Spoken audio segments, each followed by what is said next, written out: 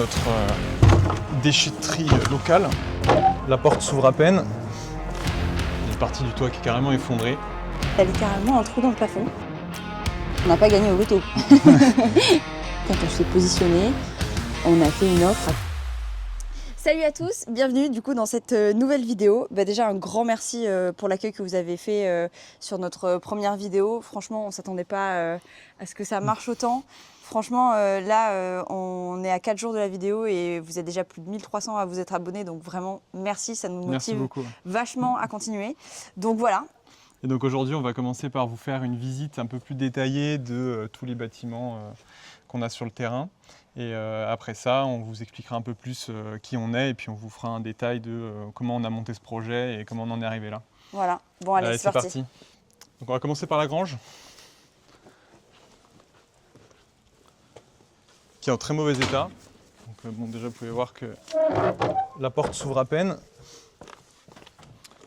Et donc ici, ça nous sert de stockage, notamment de tout ce qu'on a démoli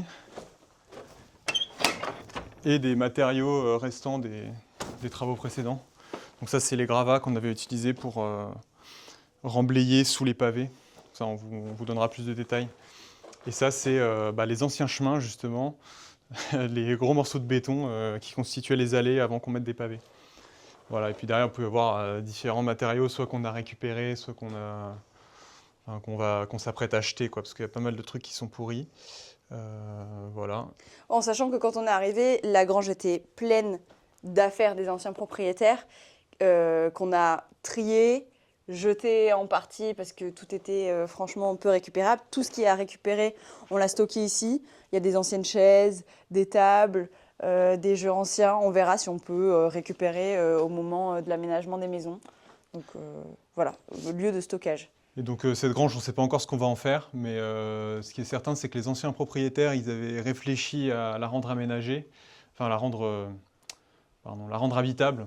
On voit qu'ils ont commencé à monter des murs en briques à l'intérieur des murs en pierre, donc ça, on verra si c'est viable ou pas pour la suite. Et à côté de ça, la charpente est en très mauvais état. Il y a une partie du toit qui est carrément effondrée. Donc là, de toute façon, ce n'est pas la priorité parce qu'il y a des travaux gigantesques à faire. Et il y a déjà pas mal à faire sur les autres maisons avant de s'attaquer à ça. Ouais. Voilà pour la grange.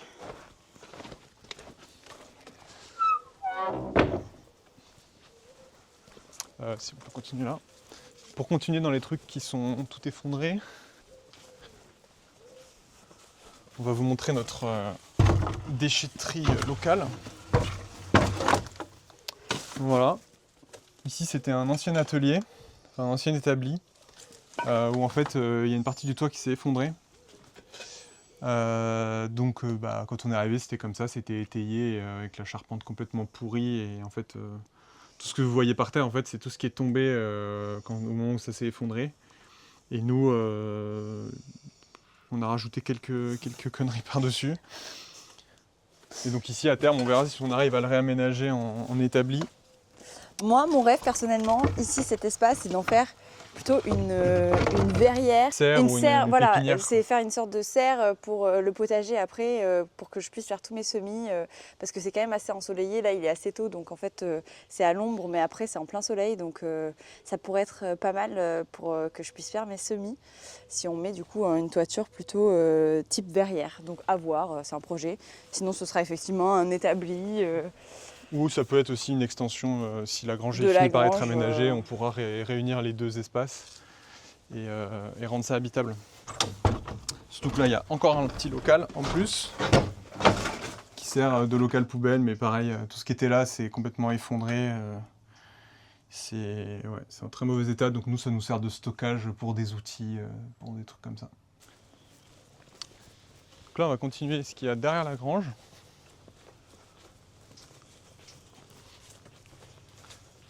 On a un ancien puits qu'on a découvert sous du lierre. Enfin, il était vraiment... on savait qu'il était là. On savait qu'il y avait un puits, mais en tout cas, on ne savait pas à quoi il ressemblait. Enfin, on vous montrera les photos.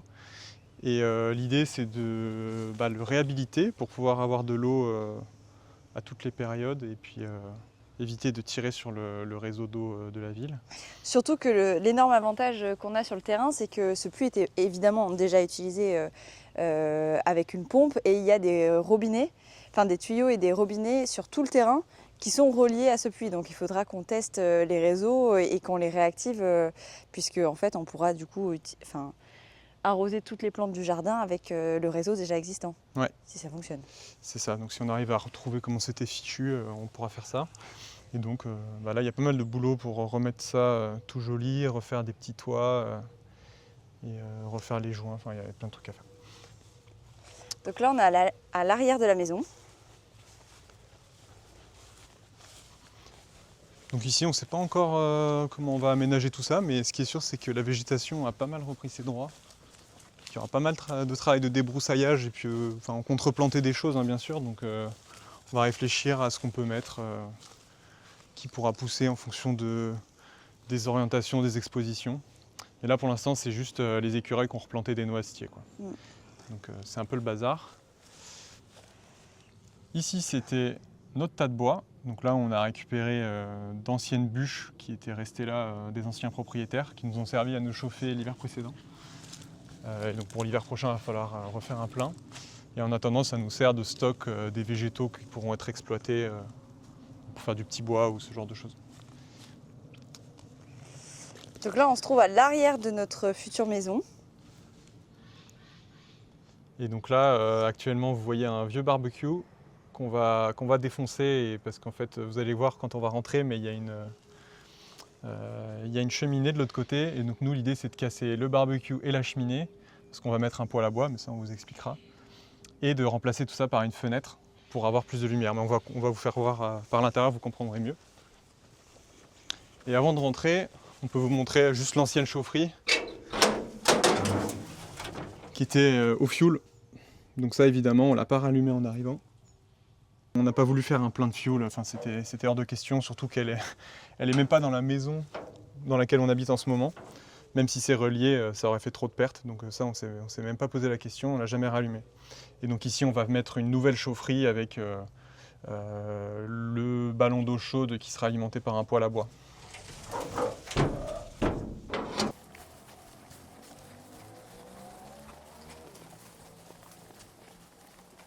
Donc là, on va vous montrer notre future maison. Donc, comme on vous l'a présenté, c'est ce qu'on appelle la maison japonaise, avec toutes les petites sculptures japonisantes qu'on a un peu partout, ici et au-dessus de la fenêtre là-haut.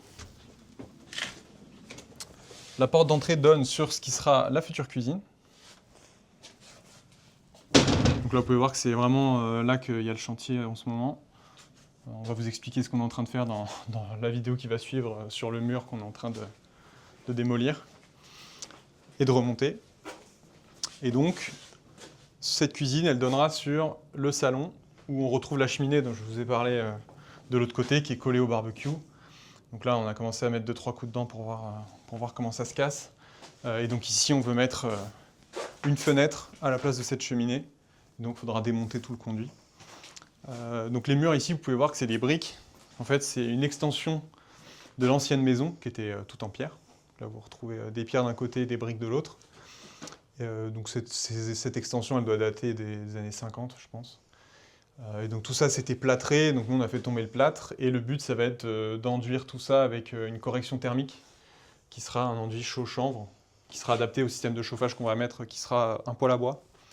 Un poêle à bois qui servira à la fois de poêle bouilleur pour chauffer l'eau chaude qui circulera dans les radiateurs et l'eau chaude sanitaire, et qui chauffera aussi directement la pièce dans laquelle il est positionné. Donc à savoir le salon dans lequel on est actuellement et la cuisine qui est de l'autre côté. Et donc ce salon actuellement il est quand même bien ouvert, il y a une grande porte qui donne sur une terrasse qu'il faudra refaire, parce qu'elle est juste avec des gros blocs de béton. Et l'idée c'est d'ajouter une deuxième source de lumière en ouvrant au niveau de la cheminée. Il y a 2 semaines, on vous en avait parlé dans la première vidéo, on est effectivement allé chercher les tomates en Bourgogne. Alors on est désolé, on n'aurait pas finalement de vidéo sur le voyage parce qu'il y avait des copains qui nous ont accompagnés, très sympathiques, mais du coup on n'a pas vraiment filmé. Mais elles sont là, on a récupéré du coup 50 mètres carrés de tomates anciennes du 18e. Donc comme on voit, elles sont magnifique, mais assez sale pour l'instant, donc il va y avoir un gros travail de nettoyage. Il y a encore des traces, alors sur celle-ci ça va, mais de mortier d'origine à la chaux, donc il va falloir quand même qu'on les nettoie et qu'on les traite avant de les poser. Mais ça, l'objectif du coup, comme on en a 50 mètres carrés, c'est de le mettre dans le salon et la cuisine au rez-de-chaussée, quand on vous a montré. Et donc ça, on pourra les poser assez rapidement, parce que quand on aura terminé de démolir le mur entre le salon et la cuisine, et la cheminée, ben, ce sera la prochaine étape, de poser les tomates. Voilà.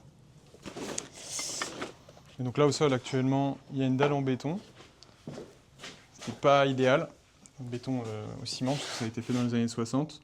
C'est pas idéal par rapport à la gestion de l'humidité. Donc nous, on va miser sur notre correction thermique, les enduits chaux-chanvre, justement pour résoudre ce problème et éviter d'avoir trop d'humidité qui remonte dans les murs. Autre pièce qui est attachée au salon, voilà, c'est tout petit. En fait, c'était une salle de bain à l'origine, avec une baignoire, mais c'est quand même un peu bizarre d'avoir une salle de bain dans son salon. Donc nous, ce sera plutôt une buanderie. On pourra mettre les machines à laver, sèche-linge et garder quand même un WC. Donc ça, il faudra qu'on réfléchisse à l'aménagement de cette pièce. Voilà. On va passer à l'étage. Donc, sachant que la maison est faite en demi-étage, parce qu'en fait il y a une cave en dessous, et les caves ne peuvent pas descendre trop profondément à cause de l'eau qui se trouve assez proche. Et donc on a un premier demi-étage. Donc ici, à l'origine, je vous mettrai peut-être des photos et des vidéos quand on l'a visité la première fois, mais c'était une chambre, donc évidemment tout était cloisonné avec un plafond et un plancher au-dessus. Nous, on a tout retiré parce que c'était très abîmé, les poutres étaient franchement pourrites, donc on a préféré tout enlever pour repartir à zéro. Et de toute façon, on voulait repenser l'espace ici parce que la chambre était trop grande par rapport à ce qu'on veut en faire. Voilà. Alors, petite excentricité, vous l'aurez remarqué de cette pièce, c'est ces deux cabines WC qu'on a en fait installées pour notre mariage il y a 1 mois et demi. Voilà, en fait, Arnaud a réussi à construire avec que de la récup des planches et des portes qu'on avait déjà dans la grange, 2 cabines de toilettes qui nous ont beaucoup servi, parce qu'on ne voulait pas des cabines de chantier pour le mariage. Donc il a construit, j'ai peint. Et il va falloir les démonter, mais franchement, pour l'instant, ça me fend le cœur. Donc du coup, ici, l'objectif, c'est plutôt de refaire une salle de bain. Plutôt une salle de bain qui servirait pour potentiellement des enfants et les chambres d'enfants qui seraient à l'étage. Donc voilà, une vraie salle de bain familiale plutôt en bas, avec à côté une salle créative, donc slash bureau, slash chambre d'amis, voilà, dans cet espace-là. Mais il faut qu'on réfléchisse sur l'accès, il faudrait peut-être éventuellement refaire une nouvelle fenêtre. Donc ça, on est encore en stade de réflexion et on aimerait voir des architectes justement pour penser l'espace correctement. Donc là, on va passer à l'espace nuit.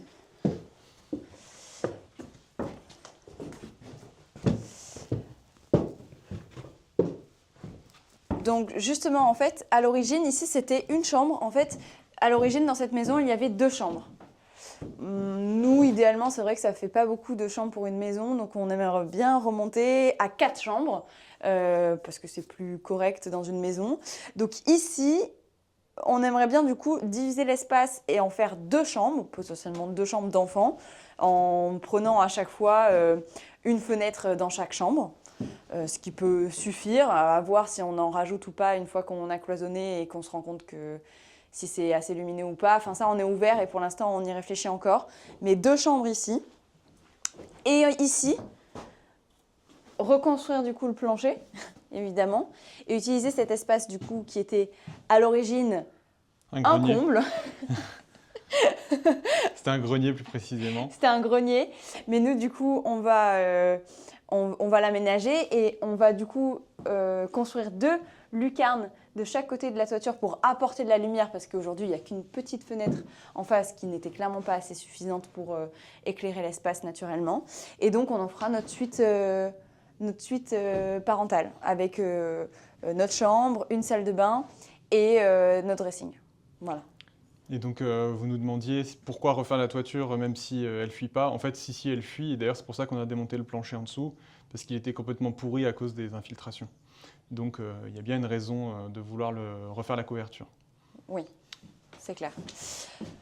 Donc voilà pour l'aménagement de cette maison. Donc il y a quand même un fort potentiel, beaucoup de travail, mais on a quand même pas mal d'idées. Il nous manque, je pense, aujourd'hui quand même un avis d'un professionnel en termes d'architecte, parce que nous, aujourd'hui, le plus gros problème, c'est l'accès à notre future suite parentale. Parce qu'aujourd'hui, il n'y avait pas d'escalier en fait, qui permettait l'accès au comble. Et donc, du coup, il faut qu'on en construise un et qu'on réfléchisse l'espace. Parce que si ici, c'est 2 chambres, bref, l'escalier ne peut pas être au milieu des chambres. Donc, il faut qu'on réfléchisse encore. Mais... Ouais, les demi-étages, ça rend la chose vraiment compliquée.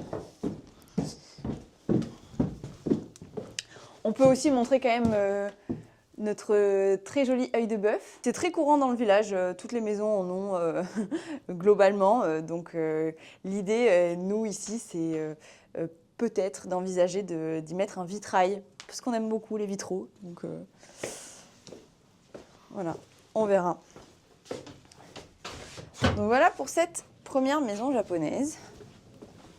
Donc entre les 2 maisons, voici les chemins qu'on a du coup construits en pavé, puisqu'ils étaient, comme on vous a dit, en carré de béton à l'origine. Et donc ça permet de relier les 2 maisons. Et notamment celle-ci. En fait, à l'origine, on rentrait par la tour. Nous, on a condamné cette entrée parce que c'est notre cuisine. Vous allez voir, à l'intérieur, il n'y a pas beaucoup d'espace, donc on l'a condamnée. Mais à terme, on n'est pas forcément fermé à l'idée de la rouvrir. Enfin, on verra. Mais les chemins, dans tous les cas, étaient tracés et ça rend bien quand même entre les deux, même si c'est pas utilisé en tant que tel. Bah, les chats s'en servent. Bah, on peut quand même vous faire la visite de notre maison actuellement, en sachant que, Ouais. bon, comme on vous a dit, hein, ne jugez pas notre style, on a simplement posé les affaires. Et on la refera également à terme. Bienvenue dans notre actuelle maison de campagne. Vous voyez qu'il y a une table très imposante qui était là à l'origine, qu'on n'a pas pu déplacer, donc on n'a pas eu le choix de la garder, mais elle nous va très bien, même si elle est vraiment mastoc. Et donc ça fait notre salon salle à manger. Voilà. Où effectivement on a juste posé nos affaires, et tout le reste on l'a laissé en l'état. Il y a bien sûr un gros coup de ménage. Oui. Donc voilà notre salon. Ici, une cuisine en bateau. Donc c'est quand même assez particulier. Et comme il n'y a pas énormément d'espace, ben voilà, c'est ce que je vous expliquais. On a condamné la porte d'origine pour pouvoir y mettre notre stockage et nos rangements, parce que sinon on ne pouvait rien ranger. Donc voilà, notre installation temporaire. Rien n'est optimal, mais ça nous permet de vivre correctement en attendant. Comme vous le voyez, notre four est au sol. Bon, je pense que ça ne fait pas partie des recommandations de... On fait comme on peut. C'est un peu camping dans une maison. Voilà. Donc cette maison, il n'y a aucune isolation. Il y a juste un crépi sur les murs, simple vitrage, et le toit est à l'air libre. Donc vraiment, il n'y a rien du tout. Et donc là, on arrive au niveau des chambres. Donc il y en a quand même 3 dans cette petite maison. Donc ici, c'est la chambre la plus grande aujourd'hui. Alors elle est très agréable. Le seul problème, c'est qu'en hiver, il fait la température extérieure à l'intérieur, puisque, comme on l'a dit, il n'y a pas d'isolation. Et puis en plus, il y a littéralement un trou dans le plafond qui est directement relié au comble et donc à l'air libre. Donc ici, globalement, l'hiver dernier, il faisait 5 degrés au max tout l'hiver. Oui, et encore, c'est descendu beaucoup plus bas. Donc on l'a condamné cet hiver et on s'est installé dans cette chambre qui est un peu plus correcte, puisque nous avons le conduit de cheminée juste ici, avec un astucieux système de trous qui nous permet de récupérer l'air chaud l'hiver, puisque, voilà, comme on vous a dit, l'hiver, on a un peu froid, mais on arrivait du coup à avoir, dans les périodes les plus froides, 12-13 degrés dans la chambre, ce qui était pour nous beaucoup. Donc on était contents parce qu'on a pu survivre comme ça. Une 3e chambre ici. Voilà. Et une salle de bain, qui était déjà refaite plutôt récemment, donc qui nous permet du coup de ne pas trop souffrir au niveau de la salle de bain. Donc dans cette maison, comme en face, on va tout refaire. Donc on va faire tomber tout ce qu'il y a sur les murs, on va changer toutes les fenêtres, on va isoler la toiture. Ça vous a pas expliqué en face, mais ça sera la même chose. On va D'abord changer la couverture, ensuite isoler avec de la laine de bois idéalement. Et pareil, au mur, on va mettre une correction thermique, donc enduit chaud chanvre, avec des jolies finitions au badigeon de chaux qu'Océane nous fera magnifiquement. La première chose qu'on a fait en arrivant quand même ici, c'est d'installer un poêle à bois qu'on a trouvé d'occasion sur le Bon Coin. Et c'est un super poêle hein, puisque c'est un Gaudin. Donc on l'a trouvé d'occasion à quelques kilomètres de chez nous. On l'a fait installer évidemment par des professionnels qui sont venus et qui ont installé le poêle dans la cheminée. Ça nous permet nous de gagner de l'espace parce qu'on ne pouvait pas vraiment le mettre ailleurs. Et puis on a utilisé le conduit qui était déjà existant. Et ça nous a quand même permis de survivre cet hiver et les prochains hivers, puisqu'il y en aura quand même plusieurs.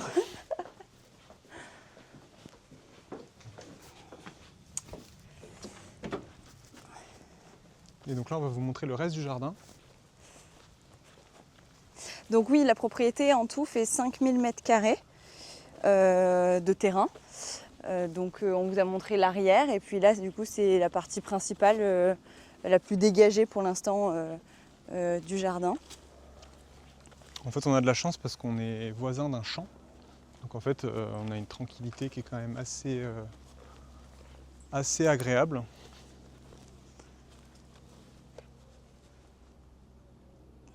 Hop, elle vient faire la visite avec nous. Toujours suivi par Madame Hula. Viens voir, viens dire bonjour. Et voilà. Allez, vas-y, je te suis. Donc là, on va aller vous montrer les anciens box à chevaux. Alors, on a déjà eu la question, moi évidemment, c'est mon rêve d'avoir des chevaux, des animaux.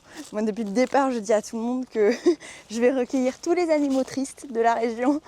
Donc, j'aimerais beaucoup avoir pas mal d'animaux de ferme, des ânes, des chèvres, des chevaux. Bon, évidemment, pour l'instant, le terrain, il n'est pas non plus...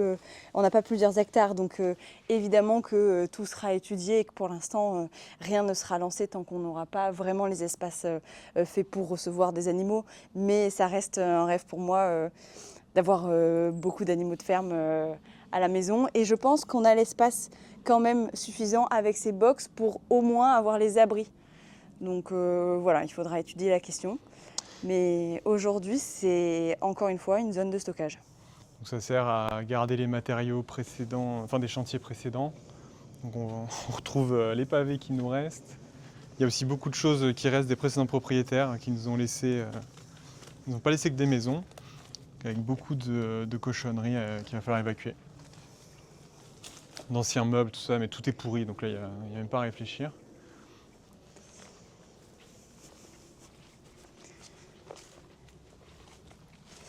Et après, le jardin continue. Donc là, vous arrivez sur mon futur potager de rêve, avec une exposition on ne peut plus importante, puisque il y a le champ, puis il y a le potager. Voilà. Donc là, pour l'instant, il y a des clôtures parce que notre voisine a des chevaux et donc elle les met sur notre terrain pour que le terrain puisse être tondu naturellement par eux. Nous, on est contents. De temps en temps, on a des chevaux dans le jardin, donc c'est déjà un win pour moi.